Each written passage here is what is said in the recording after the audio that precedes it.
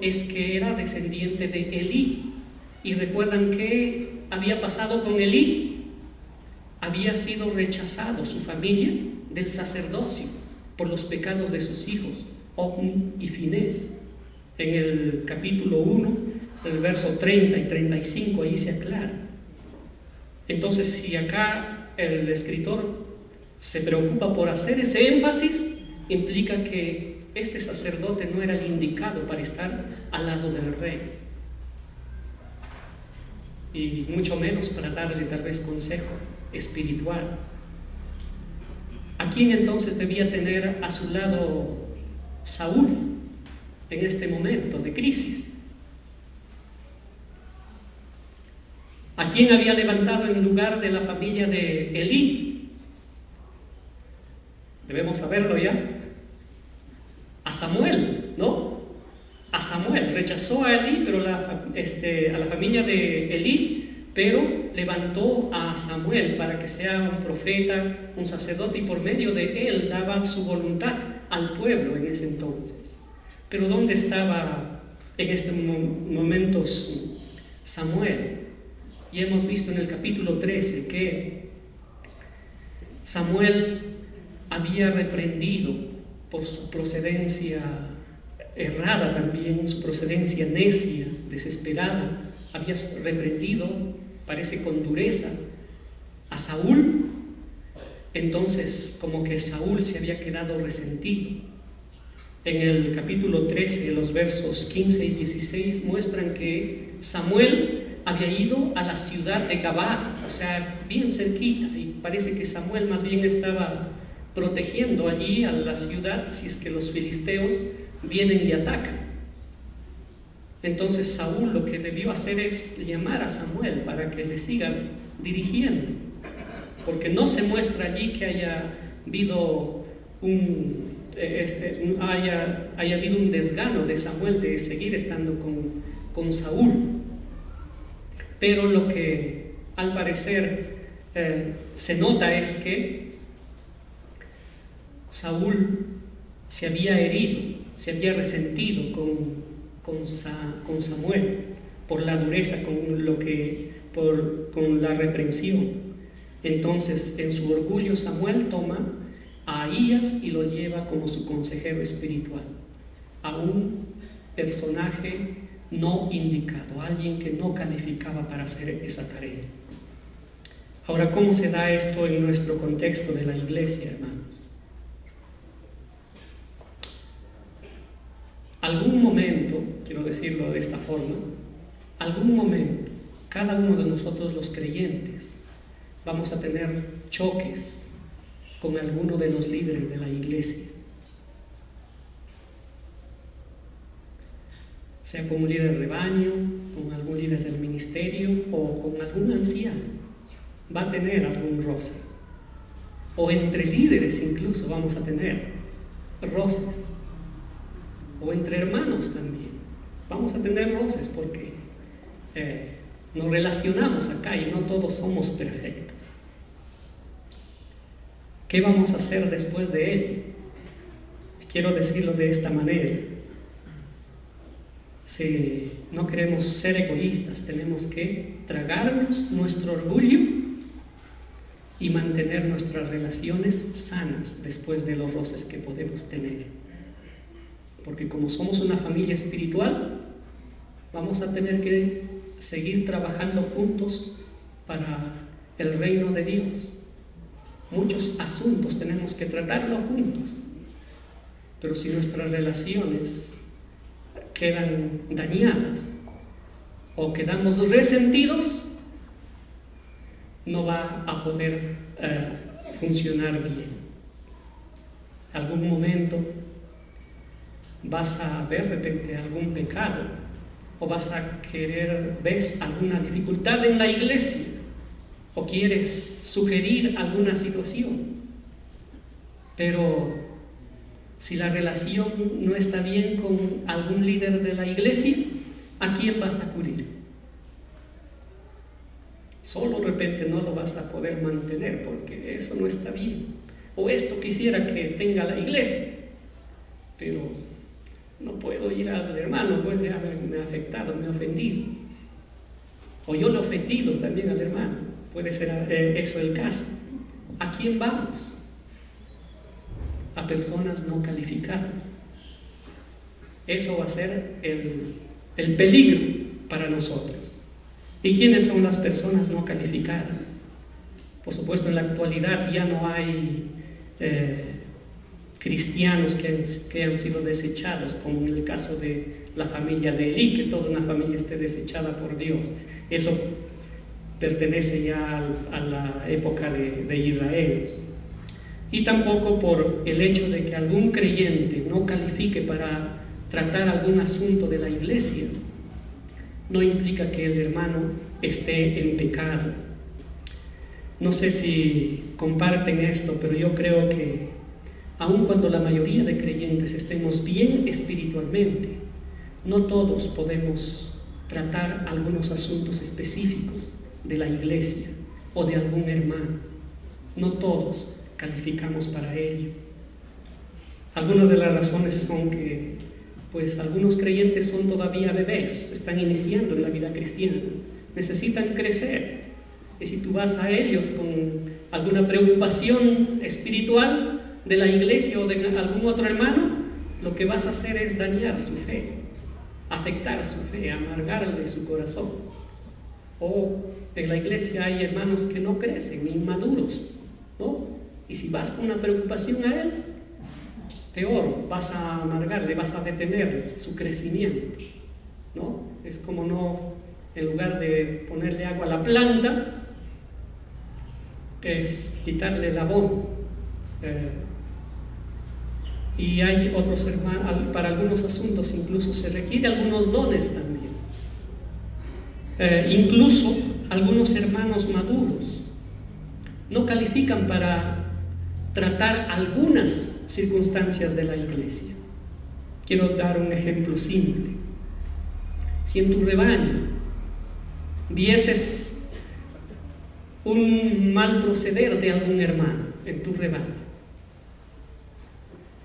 y sería adecuado que tú vayas al líder de otro rebaño, porque él sí es maduro también, por eso es líder, y le compartas lo que está haciendo ese hermano en tu rebaño. Personalmente diría que aunque el hermano el líder de otro rebaño es maduro, no califica para poder solucionar o ayudar en la situación del hermano de tu propio rebaño que de repente está actuando inadecuadamente. ¿Quién es el adecuado, el indicado para solucionar ese problema? El líder de tu propio rebaño.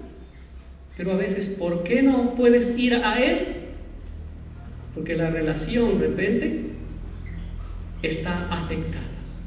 Eso puede ocurrir en algunas circunstancias. Eso es parte del egoísmo. Y más es porque uno no quiere buscar la voluntad de Dios.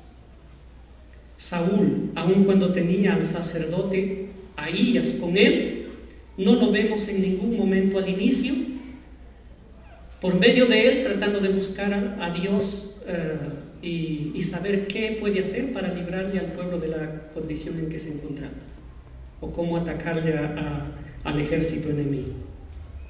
Y cuando se desata la batalla ya, intenta consultar. Ahí en los versos 18 que vamos a leer, 18 y 19, intenta consultar, pero parece que lo hace por la emergencia y la desesperación de lo que está ocurriendo, del momento.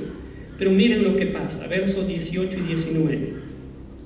Y Saúl dijo a Ahías: trae el arca de Dios, porque el arca de Dios estaba entre los hijos de Israel. Ya se había desatado la batalla. 19. Pero aconteció que mientras aún hablaba Saúl con el sacerdote, el alboroto que había en el campamento de los filisteos aumentaba e iba creciendo en gran manera. Entonces dijo Saúl al sacerdote: detén tu mano.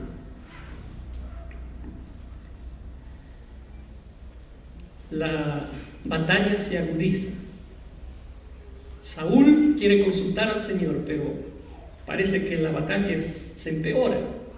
Tiene dos opciones allí Saúl. Una es consultar a Dios y la otra es lanzarse a la batalla, atacar inmediatamente. ¿Por qué opta Saúl? Detén tu mano, le dice al sacerdote. Y él decide mejor atacar y desecha a Dios, no le consulta nada. Parece que vio que la batalla está en sus manos, así que vamos a la guerra, a la batalla. Y a veces nosotros actuamos así también egoístamente. Las cosas ya son tan claras que debo seguir adelante en nuestros asuntos. Y Dios, ya me olvido de Él. Y procedemos nomás.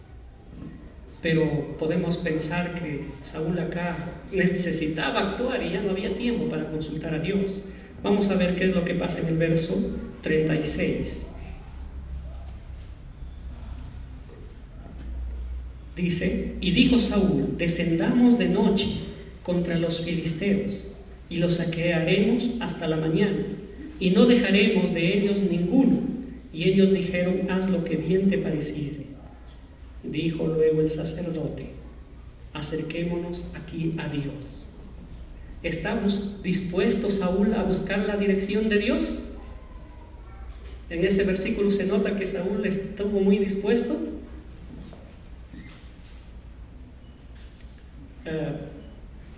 Personalmente lo veo que Saúl tenía su propio plan: ir a perseguir a sus enemigos. El que le sugiere es el sacerdote, pero Saúl tenía su propio plan de ir y atacar a sus enemigos. Él no en ningún momento está listo y dispuesto para para buscar la voluntad de Dios en qué debe hacer frente a los asuntos que concierne a su pueblo, al pueblo de Dios, al pueblo al cual él dirigía. Entonces, de repente, algunas preguntas para reflexión de nuestras vidas, hermanos. ¿Qué de nosotros? ¿Tomamos tiempo para consultarle al Señor sobre los asuntos de nuestra vida? De repente, por los asuntos importantes sí tomas tiempo, pero cada día nosotros consultamos al Señor sobre lo que debemos hacer, sobre cómo debemos movernos en este mundo difícil, en este mundo oscuro, este mundo de tinieblas. ¿Le consultamos al Señor? Y más todavía, si ves un pecado en la iglesia o un problema en la iglesia, ¿consultas inmediatamente a Dios sobre qué debes hacer o cómo proceder? O dices: bueno, no debo callarme porque me voy a volver culpable, pero te levantas e inmediatamente señalas: viste en pecado. El primer paso es consultarle a Dios, orar. ¿Qué debo hacer? A veces somos muy fáciles, muy rápidos para señalar, ¿no? Como Saúl: listo, vamos, ataquemos, destruyámoslo por completo a ese ejército enemigo, pero sin seguir la voluntad de Dios. El egoísta no depende de Dios para encarar el pecado. Ten cuidado, hermano, de actuar en forma egoísta. Y el tercer punto: el egoísta afecta a sus hermanos.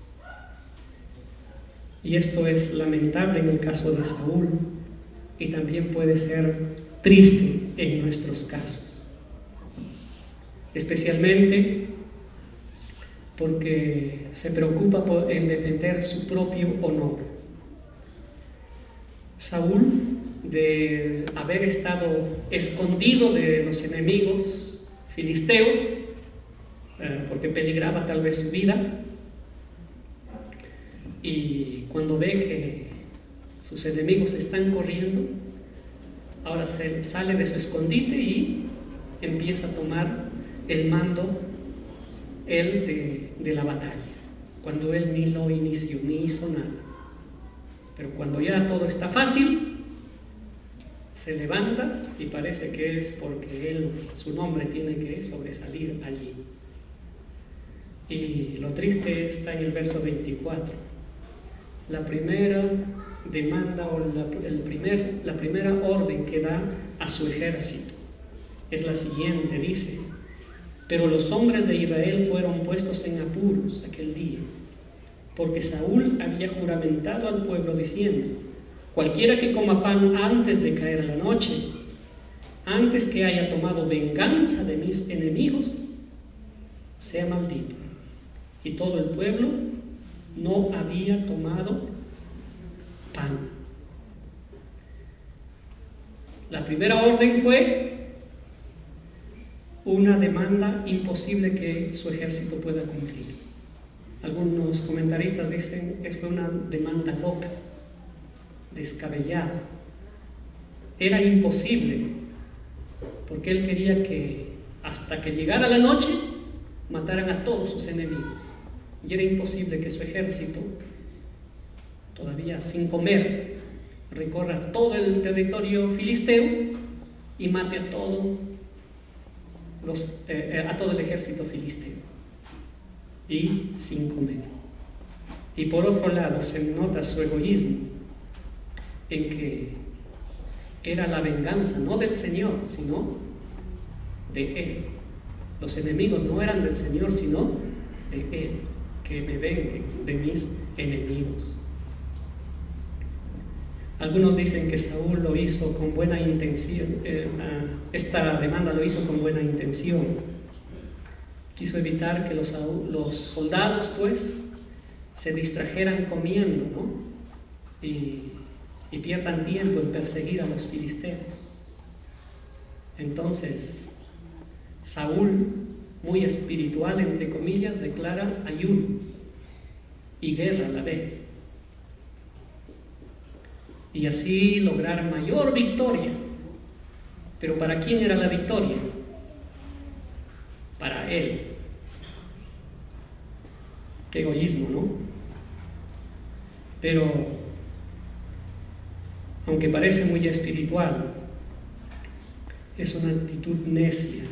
Nunca el ayuno fue dado para practicarse en la batalla. El ayuno en la Biblia es un tiempo de quietud, de reflexión, de humillación, ¿no? De confesión. Es un tiempo para meditar, de tranquilidad. Pero Saúl, como muchos en la actualidad, espiritualizó en este momento el ayuno. Lo usó como un amuleto de suerte para ganar la batalla. En la actualidad muchos a veces usan así también el ayuno. Hace poco encontré a una persona, a una hermana en realidad, que conocí hace tiempo. Ella decía que estaba malita de salud y ya había ayunado por un mes. Y si el ayuno es de meditación, de confesión, hasta de llanto, sí, pues un mes habrá tenido que estar en esa situación, encerrada, meditando en la palabra, conociéndole más al Señor. Pero ¿cómo se practican actualmente algunos ayunos? Dejo de comer, pero sigo trabajando, o sigo en mis actividades diarias. Por allí está enfocando Saúl el ayuno. Dejen de comer y mayor victoria. Este proceder egoísta lo único que trajo es desagrado a Dios y consecuencias para otras personas, y especialmente para su ejército. Los expuso al hambre y al cansancio. El final del verso 24 dice, o el verso 24 inicia diciendo, los puso en apuros, en dificultades, ¿no?, a su ejército. Porque termina el verso diciendo, y todo el pueblo no había probado pan. Y el verso 28, al final dice, y el pueblo desfallecía. El verso 31, al final también dice, pero el pueblo estaba muy cansado. El escritor eso lo resalta una y otra vez, porque quiere que los lectores entendamos que esa demanda era errada, era equivocada. Y en el verso 36 que ya leímos, Saúl, después de haberles hecho pasar un día de ayuno, aunque ya comieron, quiere hacerles pasar una noche sin sueño. Les quiere quitar el sueño, porque dice, si persigamos esta noche a los filisteos, a su ejército, otra vez, imagínense, sin comer el día, sin dormir la noche, era terrible el daño que les estaba haciendo. Pero al parecer el ejército, el pueblo, no reaccionaba, no decía nada, todo aceptaba a Saúl. Dice el verso 36, y le dijeron, haz lo que bien te parece. Y el verso 39 dice, vive Jehová, que salva a Israel, que aunque fuere en Jonatán mi hijo, de seguro morirá. Y no hubo en todo el pueblo quien le respondiese. 40. Dijo luego a todo Israel, vosotros estaréis a un lado, y yo y Jonatán, mi hijo, estaremos al otro lado. Y el pueblo respondió a Saúl, haz lo que bien te pareciere. Lo que quiero hacer resaltar es que el pueblo, sometido a las demandas de Saúl. Al parecer Saúl, ahí se nota que era un líder impositivo. Lo que él dice, se hace. El pueblo solamente aceptaba en silencio, calladamente. Lideraba a su pueblo imponiéndoles miedo.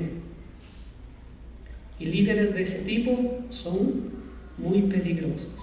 Y los hay en la actualidad, ¿no? Y que nos libre el Señor de ser así, de exigir al pueblo cosas en esa manera. Pero no solo los expuso al cansancio y al hambre, también los expuso a la tentación, porque el ejército fue persiguiendo a los filisteos y encontró mucha miel en el bosque. Y allí dice, se resalta que ellos querían comer, pero no podían debido al juramento que él los había impuesto. Estaban expuestos a tentación. Alguien por allí en silencio pudo haberlo reprobado. Les hizo pecar, y no solo les expuso a tentación, les hizo pecar. En el verso 32, y se lanzó el pueblo sobre el botín, y tomaron ovejas y vacas y becerros, y los degollaron en el suelo, y el pueblo los comió con sangre. Esto es pecado. En la ley de Dios no se podía comer la carne con todo y sangre. Era un pecado. Pero ¿quién lo provocó esto? Saúl, porque terminó el día, tal vez las 6 de la tarde, llegó la noche, y el pueblo, como estaba hambriento y cansado, cuando se une el cansancio con el hambre, alguna vez si lo han experimentado, lo que encuentras comes. En esa situación está el pueblo. Mata y como esté la carne, a satisfacer el estómago. Pero ¿cómo reacciona Saúl en el verso 33? Y le dieron aviso a Saúl diciendo: el pueblo peca contra Jehová, comiendo la carne con la sangre.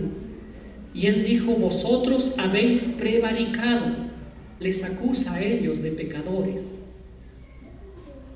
Y prevaricado allí significa actuar de manera oculta, deslealmente, traicionar. Algunas versiones traducen: ustedes son unos traicioneros. O sea, Saúl al pueblo todavía les dice: ustedes me están traicionando. Tal vez tuvo miedo de la ira de Dios, que si están pecando, la ira de Dios viene contra el pueblo y contra él. Pero ¿quién ha provocado esa situación? Es él. Aunque luego vemos que rodó una piedra y hizo un altar a Jehová. Les solucionó el problema. Pero lo triste allí es que él no reconoció su actuar. No se responsabilizó de la situación. Y en la actualidad también, hermanos, podemos haber líderes egoístas que no queremos reconocer nuestros errores, nuestros pecados, y con eso hacemos mucho daño al pueblo. No queremos asumir nuestras responsabilidades y nos justificamos de una y otra manera.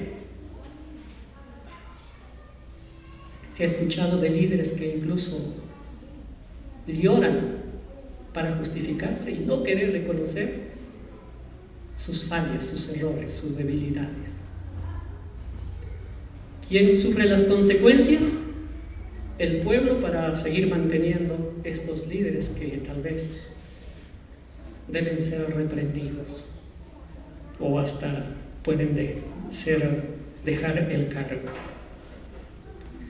Pero no solo el ejército sufrió las consecuencias. El que más sufrió las consecuencias es Jonatán, el que encaró con valentía